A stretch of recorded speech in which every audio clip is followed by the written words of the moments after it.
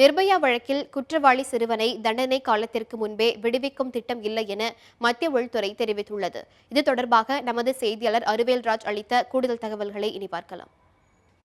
தில்லி மருத்துவக் கல்லூரி மாணவி நிர்பயா பாலியல் வன்கொடுமை செய்யப்பட்டு கொலை செய்யப்பட்ட வழக்கில் தொடர்புடைய சிறார் குற்றவாளியினுடைய விடுதலையை எதிர்த்து பாஜகவினுடைய மூத்த தலைவர் திரு சுப்பிரமணியம் சுவாமி தொடர்ந்த வழக்கில் அனைத்து தரப்பு வாதங்களும் முடிவடைந்து தீர்ப்பானது தேதி குறிப்பிடாமல் ஒத்திவைக்கப்பட்டிருக்கிறது. கடந்த 2012ஆம் ஆண்டு ஓடும் பேருந்தில் நிர்பயா என்ற அந்த மருத்துவக் கல்லூரி மாணவி 6 பேர் கொண்ட அந்த கும்பலால் பாலியல் வன்கொடுமை செய்யப்பட்டு கொலை செய்யப்பட்டார். இந்த வழக்கில் ஏற்கனவே 4 குற்றவாளிகளுக்கு மரண தண்டனை உறுதி செய்யப்பட்டிருக்கிறது. மிச்சம் இருக்கக்கூடிய 2 குற்றவாளிகளில் ஒருவர் சிறையில் தற்கொலை செய்து இறந்துவிட்டார். மற்றொருவரான இந்த சிறார் குற்றவாளி வரும் டிசம்பர் 16ஆம் தேதியோடு அவருடைய தண்டனை காலமானது முடிவடைகிறது. இந்நிலையில் இவருடைய அந்த விடுதலை எதிர்த்து பாஜகவினுடைய மூத்த தலைவர் சுப்பிரமணியம் சுவாமி தில்லி உயர்நீதிமன்றத்தில் ஒரு வழக்கு ஒன்றை தொடுத்திருந்தார்.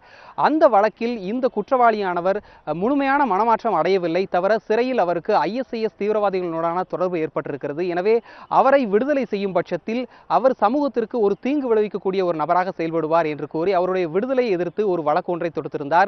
இந்த வழக்கில் ஏற்கனவே மத்திய அரசும் சட்ட அமைச்சகமும் பதிலளிக்க கோரி இந்த வழக்கு கடந்த முறை விசாரணைக்கு வந்தபோது தில்லி உயர்நீதிமன்றமானது நோட்டீஸ் அனுப்பியிருந்தது. அதன்படி மத்திய அரசு இன்று தன்னுடைய அந்த பதிலை உயர்நீதிமன்றத்தில் தெரிவித்திருந்தது. அதில் தற்போதைக்கு இந்த சிறார் குற்றவாளியை விடுதலை செய்யக்கூடிய எண்ணமானது மத்திய அரசிடம் இல்லை என்று தெரிவித்திருக்கிறது. இந்நிலையில் இந்த வழக்கில் அனைத்து தரப்பு வாதங்களும் முடிவடைந்து தீர்ப்பு தேதியானது தேதி குறிப்பிடாமல் ஒத்திவைக்கப்பட்டிருக்கிறது. இந்த சிறார் குற்றவாளியினுடைய விடுதலையானது தண்டனை காலமானது வரும் 16ஆம் தேதி டிசம்பர் 16ஆம் தேதியோடு முடிவடையக்கூடிய சூழ்நிலையில் இந்த வழக்கின் அனைத்து கட்டு விசாரணைகளும் முடிவடைந்திருக்கின்றன. இந்நிலையில் இந்த தீர்ப்பானது இன்னும் நாளையோ அல்லது நாளை மறுதினமோ வெளியாக வாய்ப்பிருக்கிறது.